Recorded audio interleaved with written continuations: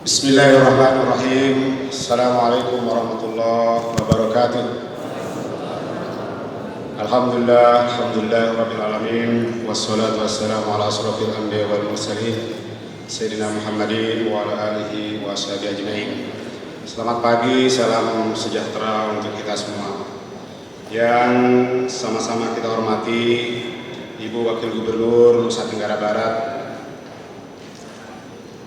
yang juga sama-sama kita hormati para wakil bupati,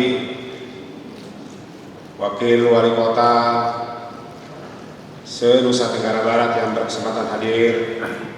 Terima kasih kepada Bapak Wakil Wali Kota Mataram, Ibu Wakil Bupati Lombok Barat, Bapak Wakil Bupati Dompu, juga Wakil Bupati Kabupaten Lombok Utara, juga Wakil Bupati Kabupaten Bima. Mudah-mudahan dengan kehadiran kita semua, dengan dukungan Bapak-Bapak para Wakil Kepala Daerah, upaya kita untuk menggencarkan kembali semangat untuk menurunkan kemiskinan dan stunting di Nusa Tenggara Barat dapat kita wujudkan. Juga Bapak-Bapak Sekda yang mewakili Ketua TKPKD TPPS Kabupaten Sumbawa, terima kasih Bapak Sekda Kabupaten Sumbawa, Bapak Asisten KSB, juga Bapak Asisten dari Kota Bima. Semua saya hormati dan saya muliakan. Ibu Ketua Tim Penggerak PKK Provinsi Nusa Tenggara Barat, mudah-mudahan juga dengan kehadiran Ibu dapat terus memacu peran serta dari gerakan organisasi wanita di Nusa Tenggara Barat untuk kita dapat mempercepat penurunan stunting dan kemiskinan. Bapak, Ibu, para Kepala Bapeda Kabupaten Kota se-Nusa Tenggara Barat, para kepala perangkat daerah Provinsi Nusa Tenggara Barat, dan juga kabupaten kota yang terlibat di dalam tim koordinasi penanggulangan kemiskinan provinsi dan kabupaten kota dan tim percepatan penurunan stunting provinsi dan kabupaten kota. Para tokoh agama, tokoh masyarakat, singkatnya seluruh mitra pembangunan yang kami muliakan. Alhamdulillah, puji syukur kita panjatkan kehadirat Allah Subhanahu wa taala atas rahmat dan karunia-Nya kita bisa hadir pada rapat koordinasi hari ini. Pada kesempatan ini izinkan saya untuk menyampaikan ucapan terima kasih dan penghargaan yang setinggi-tingginya atas bantuan, kerjasama dan kolaborasi yang luar biasa dari berbagai pihak, terutama dari berbagai kementerian lembaga, perangkat daerah, provinsi dan kabupaten kota, para akademisi, tokoh agama, tokoh masyarakat, media dan mitra pembangunan, baik NGO yang berskala internasional maupun skala regional di Nusa Tenggara Barat yang telah bekerja keras mendukung proses perencanaan dan pelaksanaan pembangunan di Nusa Tenggara Barat. Perencanaan pembangunan yang berkualitas menjadi kunci untuk keberhasilan pembangunan daerah yang secara nyata dapat mensejahterakan seluruh lapisan masyarakat. Para tamu undangan dan hadirin yang berbahagia, tujuan pembangunan daerah adalah untuk mewujudkan kesejahteraan masyarakat.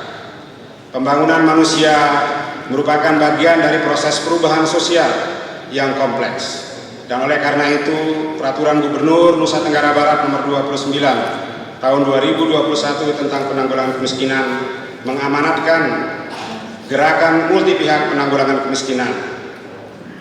Kemiskinan merupakan isu global yang menjadi tanggung jawab kita bersama-sama. Dan oleh karena itu kami berharap dengan melalui rapat koordinasi ini kita dapat terus meningkatkan gerakan bersama untuk menurunkan angka kemiskinan dan stunting di Nusa Tenggara Barat. Program penanggulangan kemiskinan saat ini menjadi perhatian penting pemerintah Provinsi Nusa Tenggara Barat dengan target 1 digit pada tahun 2023. penurunan tingkat kemiskinan masih belum signifikan untuk mewujudkan masyarakat Nusa Tenggara Barat yang sejahtera, yakni dari 14,14% pada Maret tahun 2021 menjadi 13,83% pada September 2021. Jumlah penduduk yang berada di bawah garis kemiskinan masih cukup besar, sebanyak 735.300 orang pada September 2021. Penanganan kategori penduduk dengan kemiskinan ekstrim menjadi prioritas kita di dalam 2 tahun ke depan. Yang disebut dengan kemiskinan ekstrim adalah golongan penduduk yang memiliki pendapatan setara dengan 1,9 dolar per hari per kapita.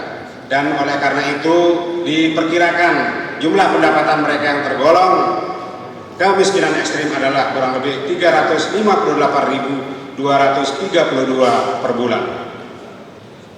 Percepatan penurunan jumlah penduduk miskin dan miskin ekstrim membutuhkan data penduduk miskin level mikro rumah tangga yang terus-menerus perlu dimutakhirkan agar tepat sasaran program dan kegiatan yang kita laksanakan. Inilah tugas yang berat yang perlu kita lakukan secara bersama-sama dari jajaran pemerintah yang terdepan, dari desa hingga provinsi. Karena selama ini adalah salah satu hambatan kita di dalam mempercepat penurunan kemiskinan adalah program kegiatan yang kita laksanakan banyak yang belum tepat sasaran. Dan mudah-mudahan melalui rapat ini kita dapat mengatasi salah satu persoalan besar adalah memastikan kita memiliki data mikro di dalam pelaksanaan program penanggulangan kemiskinan. Selanjutnya, persoalan serius di dalam pembangunan manusia di Provinsi Nusa Tenggara Barat adalah stunting. Jumlah angka stunting di Nusa Tenggara Barat berdasarkan data EPBGM sekarang ini adalah 19,23%. Penurunan prevalensi stunting itu perlu terus kita dorong untuk lebih akseleratif untuk mencapai target penurunan stunting 14% pada tahun 2024. Ini adalah tugas nasional yang juga menjadi tanggung jawab kita bersama-sama di Provinsi Nusa Tenggara Barat. Oleh karena itu, untuk setiap kabupaten kota yang masih memiliki angka prevalensi stunting tergolong masih tinggi, kita harapkan melalui forum ini dapat dibangun satu gerakan bersama untuk melakukan percepatan penurunan stunting. Selanjutnya, perwujudan Indonesia Layak Anak atau IDOLA, Provinsi Layak Anak, PLA, Kabupaten Kota Layak Anak, bertujuan untuk menjamin agar proses pembangunan dalam bentuk kebijakan, program dan kegiatan ditujukan untuk pemenuhan hak dan perlindungan anak di seluruh wilayah Indonesia. Penurunan stunting dan kemiskinan merupakan langkah cepat untuk perwujudan Kabupaten Kota Layak Anak, sehingga program unggulan di dalam RPJMD Provinsi Nusa Tenggara Barat tahun 2019-2023 untuk misi NTB Sehat dan Cerdas dapat kita wujudkan.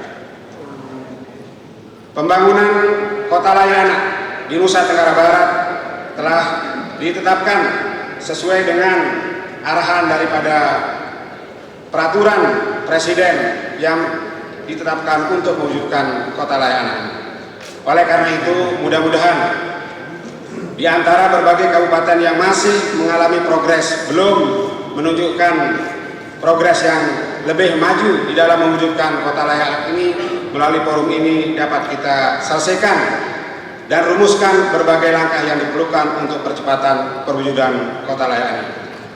Ibu Wakil Gubernur dan seluruh hadirin yang kami hormati, rapat koordinasi ini adalah untuk yang pertama pada semester pertama di tahun 2022 ini.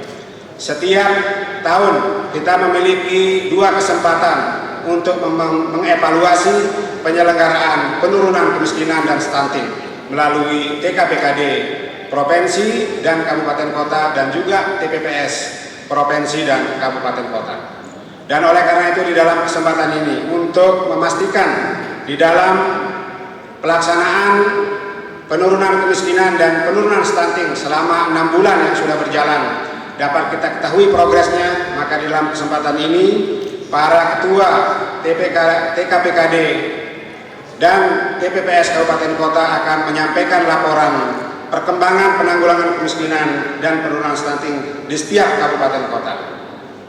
Dan selanjutnya dari laporan perkembangan itu akan diadakan evaluasi masing-masing secara khusus dengan telah menyiapkan pertemuan antara SKPD Provinsi dengan SKPD Kabupaten Kota yang terlibat di dalam TKPKD Provinsi dan TKPKD Kabupaten Kota. Harapannya melalui forum rapat koordinasi ini yang pada hari ini akan kita selenggarakan 1 hari, akan dihasilkan rekomendasi rencana tindak lanjut untuk memperkuat gerakan bersama dan dalam percepatan penanggulangan kemiskinan dan penurunan stunting di Nusa Tenggara Barat. Demikian hal-hal yang dapat kami laporkan di dalam kesempatan yang baik ini. Mohon perkenan Ibu Wakil Gubernur dapat memberikan arahan sekaligus mendengarkan laporan pada waktunya dari seluruh Ketua TKPKD dan TPPS Kabupaten Kota se-Nusa Tenggara Barat, dan sekaligus juga membuka rapat koordinasi ini secara resmi. Demikian, mudah-mudahan apa yang kami laporkan bermanfaat. Lebih kurangnya saya mohon maaf. Wallahul muwaffiq wal hadi ila sabilir rasyad. Assalamualaikum warahmatullahi wabarakatuh. Terima kasih kami sampaikan kepada Kepala Bapeda Provinsi Nusa Tenggara Barat.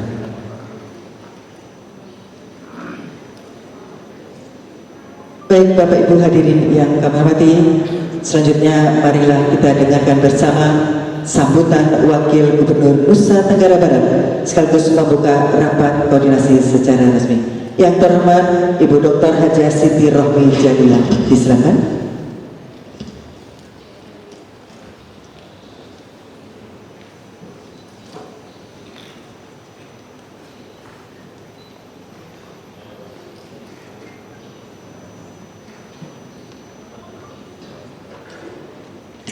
Bismillahirrahmanirrahim. Assalamualaikum warahmatullahi wabarakatuh. Selamat pagi dan salam sejahtera untuk kita semua. Yang saya hormati, saya banggakan hadir bersama-sama dengan kita Ketua Tim Penggerak PKK Provinsi Nusa Tenggara Barat. Yang saya hormati, alhamdulillah saya bahagia sekali.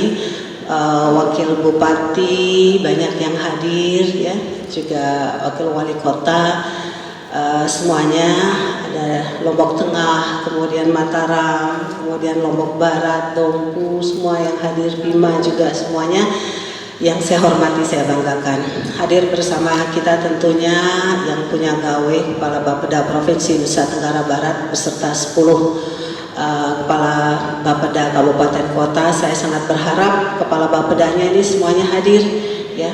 Begitu juga hadir bersama kita Asisten 1, Asisten 2 Provinsi Nusa Tenggara Barat, juga seluruh pihak yang hadir baik dari NGO dan semuanya yang saya tidak bisa sebutkan satu persatu. Ada forum CSR juga hadir semuanya, Bapak Ibu. Alhamdulillah kita semua sehat dan bisa melaksanakan rapat koordinasi penanggulangan kemiskinan, stunting, dan perwujudan provinsi layak anak di Nusa Tenggara Barat. Jadi ada 3 hal yang memang kita fokuskan untuk bicarakan pada hari ini. Yang pertama adalah bagaimana kita menurunkan angka kemiskinan di Provinsi Nusa Tenggara Barat dengan target di tahun 2023 1 digit. Ini memang targetnya lumayan tinggi, tetapi percayalah kalau kita bersinergi semua pihak dan kita bekerja by data sehingga pekerjaan kita bisa fokus, maka target itu insya Allah akan bisa tercapai dengan baik. Ada 4 hal yang mungkin harus kita perhatikan di dalam penurunan angka kemiskinan. Yang pertama adalah validasi data. Jadi ini menjadi hal yang sangat penting dan terpenting menurut kami di dalam bagaimana kita menurunkan angka kemiskinan. Bagaimana mungkin kita akan bisa menurunkan angka kemiskinan dengan signifikan kalau kita tidak by data. Dan data valid ini harus betul-betul bisa kita wujudkan di NTB. Bersinergi provinsi, kabupaten sampai dengan desa. Karena kuncinya validasi data itu adalah ada di desa. Sehingga penanggulangan kemiskinan di NTB harus basisnya desa. Kita harus bisa wujudkan desa gemilang. Yang mana di situ di setiap desa ada revitalisasi posyandu, ada perwujudan desa bersinar, bersih narkoba, ada perwujudan desa destana, desa tangguh bencana, kemudian ada BUM BUMDes maju ya, kemudian juga ada PAUD holistik integratif ya, ada revitalisasi posyandu di situ dan berbagai program berbasis desa yang kita keroyok bersama. Validasi data kemiskinan ini menjadi penting, kenapa? Karena kalau kita lihat potret masyarakat kita dari desil 1 sampai desil 10, yang mana desil 1 paling miskin dan desil 10 masih yang paling mampu, ternyata bantuan itu masih terkucur sampai dengan desil 10, desil 9, desil 8, dan bahkan ada desil 1, desil 2 tidak dapat bantuan. Ini kan menjadi sesuatu yang tidak boleh terjadi di Nusa Tenggara Barat. Sehingga bagaimana setiap program bantuan itu betul-betul bisa menyisir dari yang paling bawah terus ke atas. Nah, validasi data menurut informasi yang saya dapatkan dari Dinas Sosial itu sekarang sudah bisa langsung kabupaten kota dinas sosialnya diberikan akses untuk kemudian memvalidasi data, yang mana datanya datang dari desa. Sehingga tidak ada alasan lagi ke depan kalau kita bilang kami sudah validasi data tapi kok data kemiskinannya di 6NG tidak berubah-berubah. Tidak ada lagi alasan seperti itu karena akses itu sudah diberikan kepada kabupaten kota untuk memvalidasi data. Ya, setiap bulan itu bisa divalidasi. Tergantung sekarang desanya bagaimana supaya aktif melakukan validasi data. Sehingga kita harapkan di NTB ini seluruh program, baik itu BPNT atau apapun namanya, program-program itu semua fokusnya lihatnya adalah data 6NG. Sehingga tidak overlap satu sama lain. Nanti satu OPD meluncurkan program basisnya lain, OPD yang satunya lagi basisnya lain, tidak ada seperti itu. Semuanya fokus melihat data 6NG, itu yang kita harapkan. Kemudian kalau data yang ada di 6NG itu nge-link dengan data BPJS, tidak ada istilah masyarakat miskin yang tidak dapat bantuan BPJS kalau dia nge-link. Nah, ini PR kita bagaimana supaya data miskin kita yang dulu namanya DTKS ya istilahnya. Pak Kadis Sosial ada di sini? Ya. Sekarang apa namanya? 6NG. 6NG. Nah, bagaimana data ini nge-link dengan BPJS yang nantinya bisa kalau bisa nge-link dengan BOS. Sehingga tidak ada istilah kita masyarakat miskin kok kalau misalnya sakit datang ke rumah sakit masih belum punya BPJS. Ini kan masalah. Padahal kalau kita lihat kuota BPJS kita sebenarnya sangat cukup. Kalau lihat sekarang saja, mungkin ada BPJS di sini 3,9 juta kok masyarakat NTB ini yang mendapatkan BPJS. Tapi kenapa kok masih ada masyarakat miskin yang tidak dapat BPJS? Ini kan masalahnya data. Maka dari itu kenapa saya bilang validasi data ini menjadi hal yang terpenting dan sangat penting yang kita harus lakukan di 10 kabupaten kota. Dan harus terupdate betul. Sehingga semua program-program yang ada, mau misalnya program bantuan KUR atau bantuan apapun jenisnya, bantuan ekonomi, di pertanian, di peternakan, apapun itu menukiknya ke data tersebut, sehingga jelas yang akan kita intervensi. Nah, ini yang pertama. Mari. Dan sekarang 10 kabupaten kota alhamdulillah sudah aktif.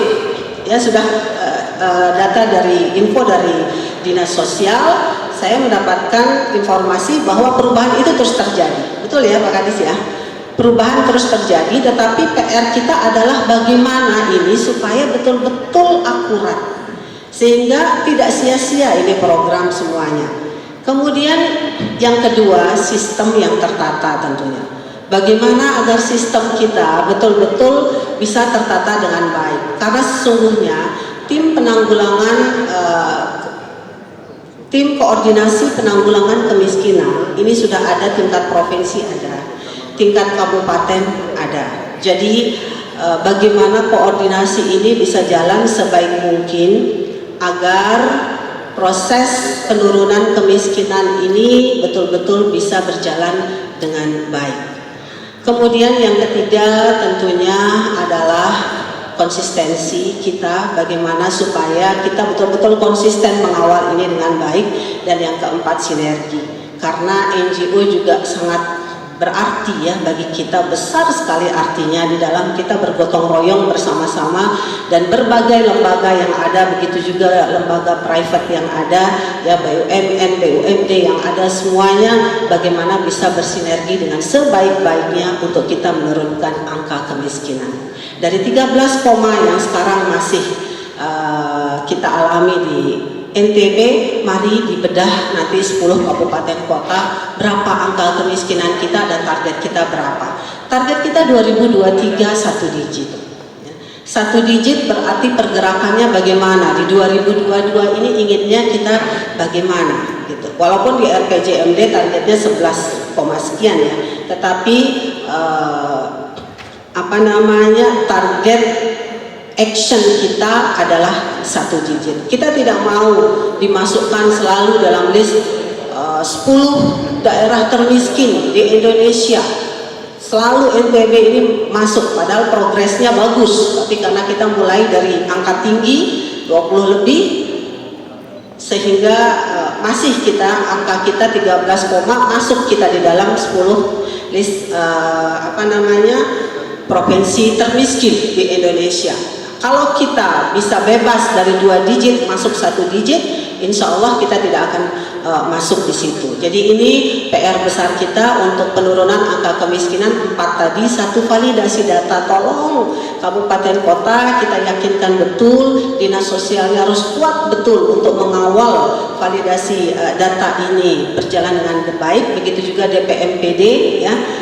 Kemudian yang kedua adalah sistem yang bagaimana agar semuanya bisa terkonek dengan baik, semua pihak yang tergabung dalam tim koordinasi penanggulangan kemiskinan itu memahami tupoksinya masing-masing. Kemudian yang ketiga adalah sinergi ya, kemudian koordinasi, konsistensi yang baik. Yang kedua adalah kita bicara stunting. Ini stunting ini juga bukan hanya isu NTB nasional, bahkan isu dunia. Kita selalu dipotret dari sisi stunting ini, gitu. Kalau kita lihat data, kalau nasional turunkan data ke kita, mereka turunkan data berdasarkan hasil Riskesdas, berdasarkan hasil survei yang 5 tahun sekali, 3 tahun sekali. Kita selalu sedih melihat data itu. Angkanya selalu 34, sekian, kita masuk 5 terbesar di Indonesia dan seterusnya. Ini membuat kita miris ya, selalu kita merasa kok kita ini kayaknya tidak melakukan apa-apa. Tapi alhamdulillah Bapak Ibu, 10 kabupaten kota luar biasa. Dengan aktifnya posyandu kita yang 7.600 lebih, dan posyandu di NTB ini bentuknya posyandu keluarga, itu menyebabkan kita bisa input EPPGBM hampir 100%. Dan ini luar biasa, dengan kita bisa menginput EPPGBM hampir 100% di 2021, kita dapat angka by name by address untuk stunting. Jadi kita tidak berhayal, selama ini selalu diturunkan angka dari pusat yang berdasarkan survei, dan kita bingung ini angka datangnya dari mana anak-anak stunting itu. Kita nggak tahu bagaimana mengintervensinya, karena selalu intervensinya akhirnya secara global, ya, secara general, tidak langsung fokus ke lokusnya. Tapi dengan kita punya data EPPGBM, kita punya by name by address Bapak Ibu. Tepuk tangan untuk 10 kabupaten kota. Kita punya data stunting by name by address. Kalau kita turun ke posyandu A, kita tanya di posyandu tersebut, tanya kepala puskesmasnya, stunting berapa di sini? Dia bisa jawab dengan baik. Siapa namanya? Dia bisa jawab dengan baik. Oh, berarti stunting di sini segini banyaknya. Misal di satu posyandu stuntingnya ada berapa? Kami punya anak 70 yang stunting misalnya 15. Oh, berapa persen berarti itu? Bisa dirinci. Kemudian siapa-siapa bisa diketahui. Jadi kader jelas yang akan diintervensi siapa. Oh, anak ini yang kita intervensi, oke. Sekarang kita punya angka stunting misalnya 15%. Ini anak-anaknya. Kita intervensi 3 bulan seperti apa dia perkembangannya, ketahuan. Jadi fokus langsung. Kalau posyandu kan lokusnya kan itu dasarnya dusun. Posyandu itu kan aktifnya di setiap dusun. Dusun jumlah kakak mungkin puluhan atau 100-an lebih. Gampang memotretnya. Anak stunting langsung ketahuan. Jadi kalau posyandu keluarganya aktif, intervensi kita terhadap semua program insya Allah akan sangat mudah. Karena kita tahu apa yang kita intervensi. Resource kita sangat terbatas. Kalau kita hanya melakukan kegiatan yang pada permukaan saja, ya, melakukan koordinasi tingkat provinsi, kabupaten, di tempat-tempat tertentu, tapi di dusunnya itu sendiri kita tidak tahu siapa yang harus langsung kita intervensi, itu sangat sulit. Nah, potret mungkin tadi bisa ditayangkan angka stunting 2021 seluruh NTB 10 kabupaten kota bisa kelihatan di situ. Kenapa bisa kita dapat by name by address? Karena inputnya bisa hampir 100%, dan saya sangat yakin di 2022 ini akan 100%. Karena kenapa? Karena pertengahan tahun saja, ya, pertengahan tahun saja itu input sudah 90% lebih. Betul ya Pak Kadis ya? Berapa? 93%. Tepuk tangan lagi untuk 10 kabupaten kota. Ini yang hebat, ini 10 kabupaten kotanya ini. Dikesnya hebat, semuanya hebat. Bupati, wali kota, wakil bupati, wakil wali kotanya semua. Jadi sekarang di NTB ini yang selama ini biasanya input EPPGBM itu kita nggak pernah bisa 100%. Itulah yang menjadi alasan di pusat. Kalau kita tanya Pak Menteri, Pak kenapa sih stunting di Indonesia ini nggak pakai data EPPGBM saja? Karena itu by name by address loh. Alasannya kenapa? Karena nggak bisa input 100%. 34 provinsi. Jadi tidak apple to apple kalau dikeluarkan data misalnya dari NTB berdasarkan EPPGBM dari beberapa 3, 4, 5 provinsi, tapi yang lain tidak melakukan hal yang sama, tidak bisa dirilis karena tidak apple to apple. Kalau saja kita di Indonesia ini bisa by name by address, kita enak. Nah, kalau dirilisnya angka stunting kita selama ini 34% lebih ya. Terakhir berapa tuh yang data Pak Kadites? 31, ya.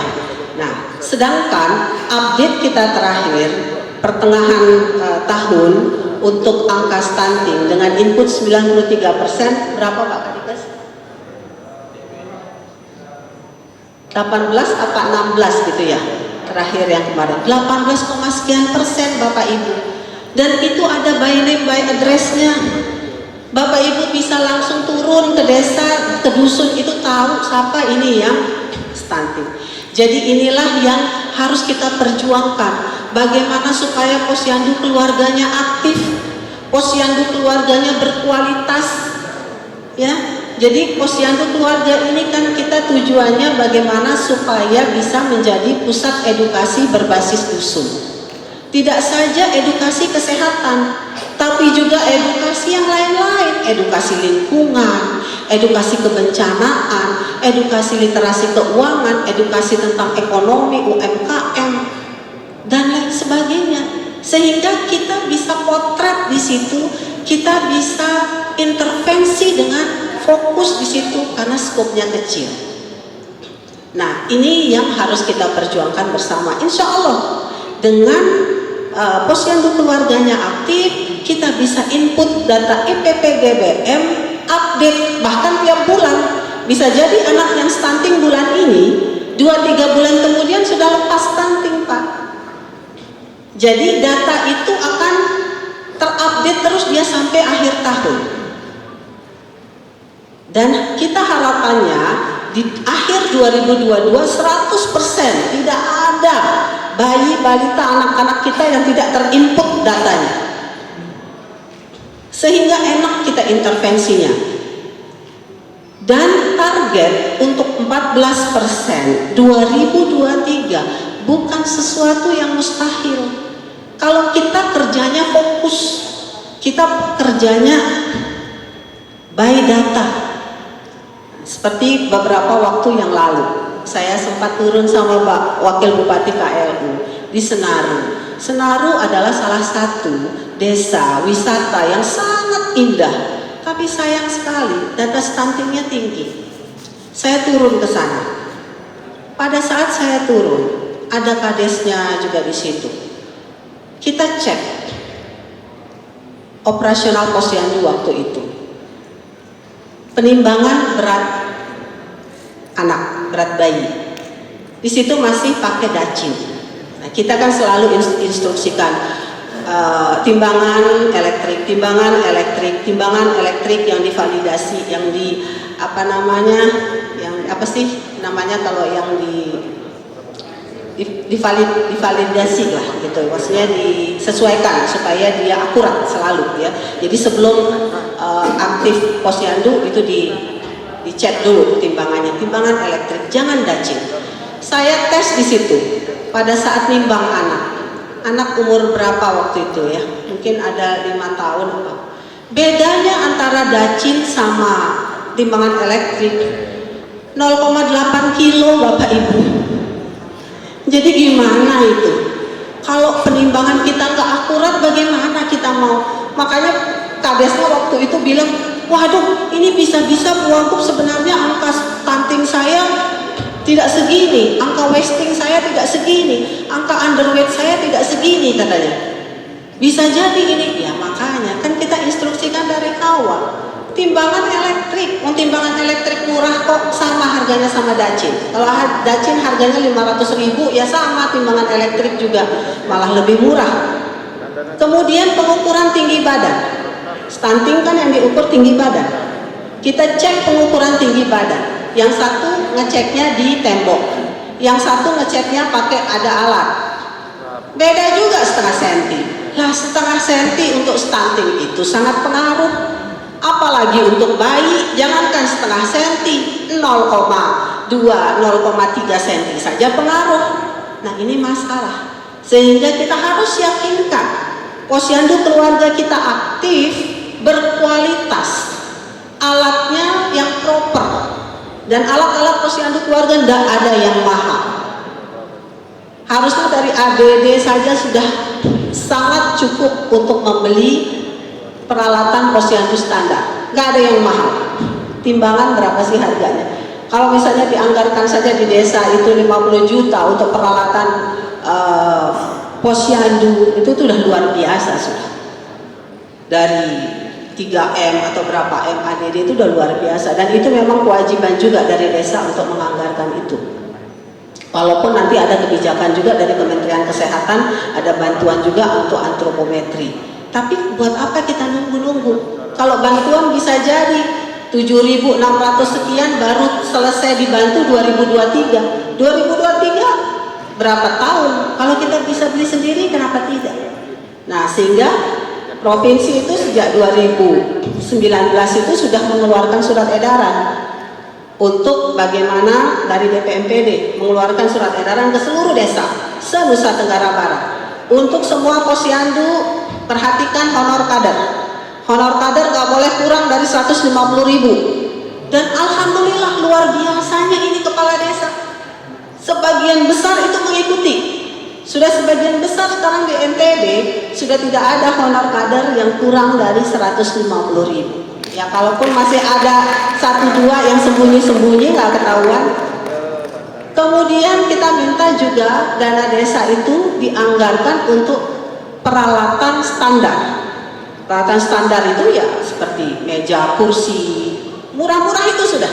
Yang meja kursi pun kalau dipinjam juga bisa kok. Gitu. Ya, kemudian timbangan segala macam itu yang murah-murah. Kemudian PMT. Nah, PMT ini juga. PMT jangan asal PMT. Kalau bicara stunting berarti kita harus kasih protein hewani. Yang paling praktis murah telur, dan telur. Ya kalau tapi tergantung juga ya sama daerah tersebut. Kalau daerah tersebut misalnya berlimpah air tawar, apa ikan air tawar, apa segala tergantung lah potensi. Tapi protein hewani, jangan sampai salah. Sehingga intervensi kita bisa fokus untuk stunting.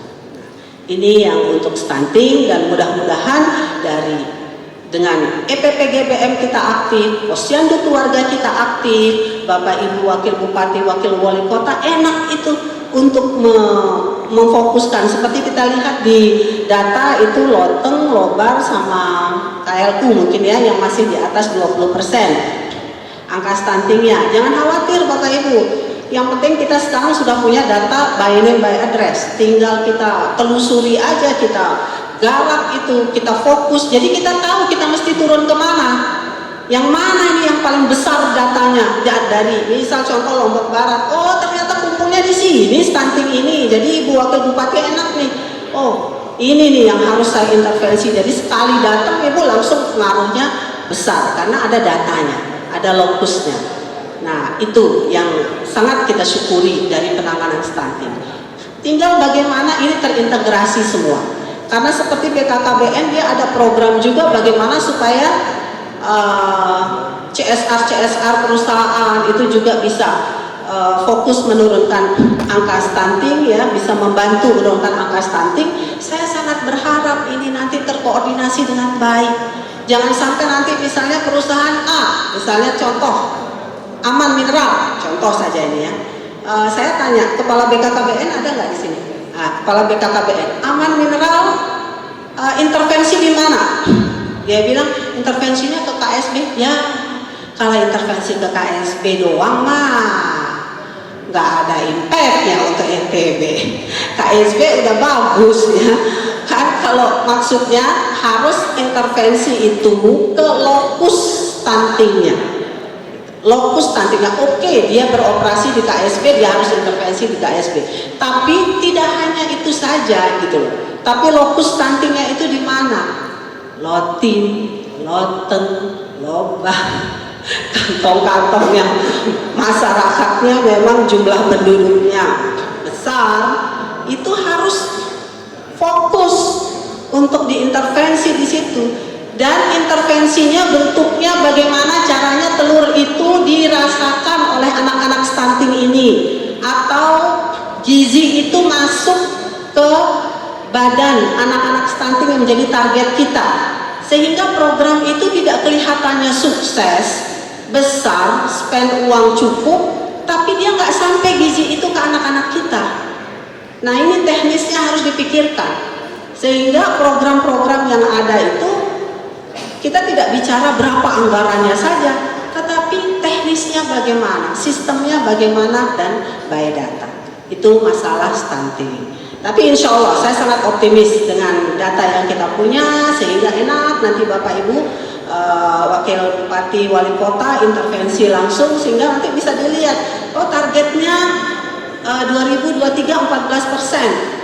Nanti akhir 2022 kita berapa ya? Kita jadi duduk sama Dinkesnya nanti enak itu membreakdown datanya sampai dengan 2023. Yang ketiga, kota layak anak, provinsi layak anak.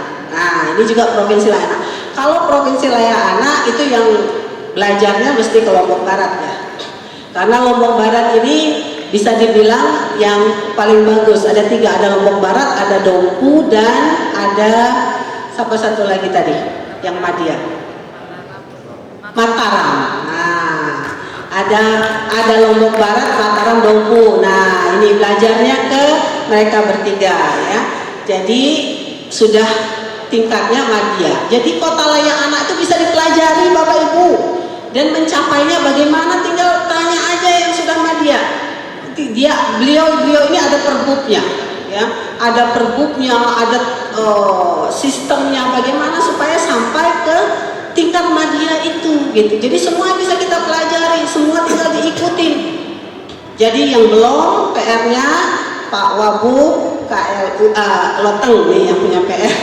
Loteng sama KLU yang belum. Tadi itu salah anunya. Bukan KSB. KSB kita harapkan tahun ini ya.